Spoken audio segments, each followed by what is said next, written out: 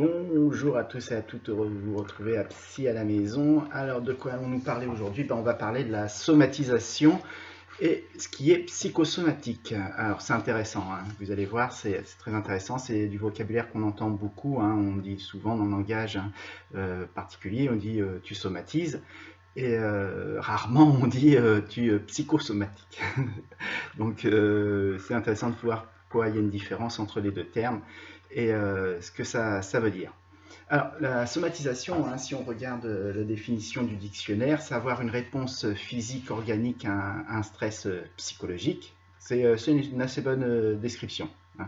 Alors, on voit bien là dans cette définition-là courante qu'il y a une relation entre le psychisme et le physique.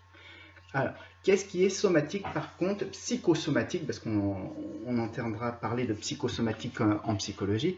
Alors, c'est un symptôme est dit psychosomatique lorsque celui-ci est totalement ou en partie influencé par les facteurs psychologiques. Alors, vous avez vu, soit c'est totalement, soit c'est en partie. Les deux sont imbriqués, soit dans son apparition, soit dans son évolution. Alors, je vais vous donner un petit exemple, hein, pour que ce soit un peu plus clair, parce que ce n'est pas forcément clair comme ça.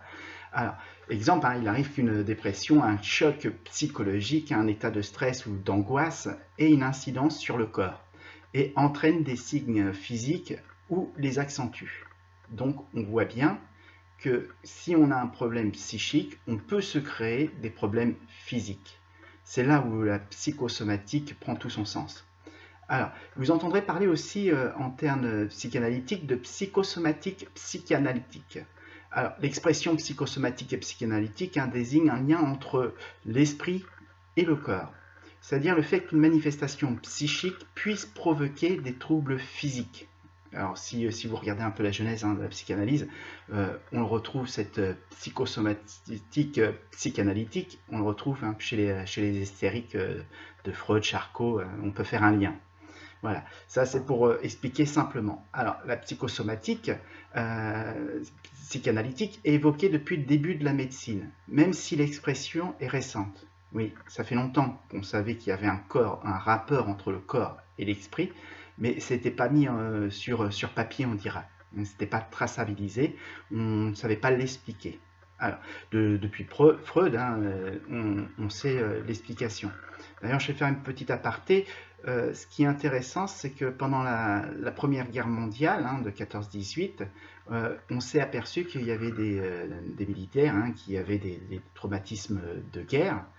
Et quand ils ont fait, les médecins, les psychiatres de l'époque ont fait des relations entre le traumatisme et les actes de guerre, ils se sont aperçus qu'il y avait des gens qui n'étaient pas sur le front et qui souffraient de traumatisme de guerre. Et c'est là où on s'est dit, il doit exister un lien entre l'esprit et le corps. Voilà, pour la petite aparté, pour que vous puissiez bien comprendre. Alors, de nombreux analystes se sont penchés sur la psychosomatique, psychanalytique, notamment, je vous l'ai cité, Sigmund Freud, Franz Alexander ou Pierre Marty. C'est vraiment les personnes qui ont beaucoup travaillé, qui ont vraiment amené cette notion de psychosomatique psychanalytique. Alors, il faut faire toutefois attention, on distingue les symptômes psychosomatiques de la somatisation, qui est la conversion d'un trouble psychique en trouble somatique du corps. Les symptômes physiques les plus courants observés dans ces cas sont d'ordre digestif, comme des douleurs abdominales, des nausées ou encore des douleurs articulaires ou musculaires, et aussi de la fatigue ou de la grande fatigue. En cas de trouble de somatisation, on parlera de trouble de conversion. Et aucune cause n'est actuellement trouvée pour les troubles de conversion.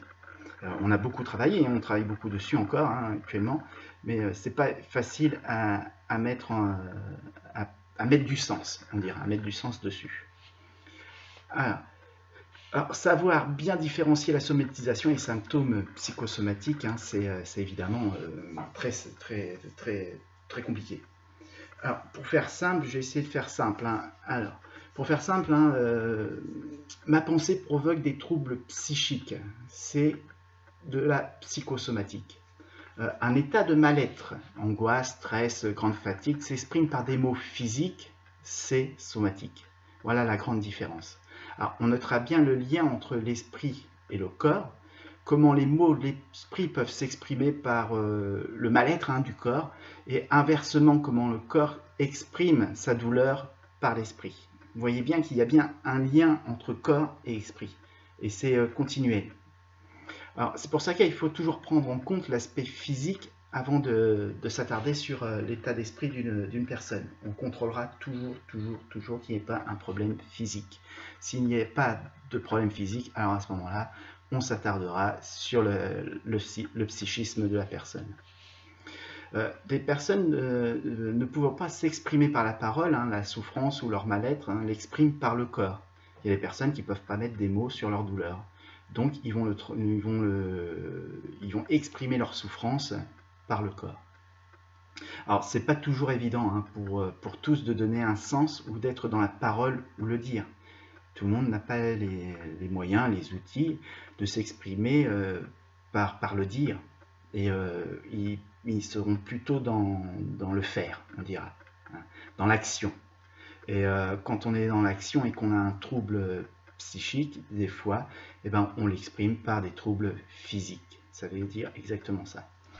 Alors, inversement, quand le corps ne permet pas la communication de la douleur, il peut l'exprimer par de la douleur psychique.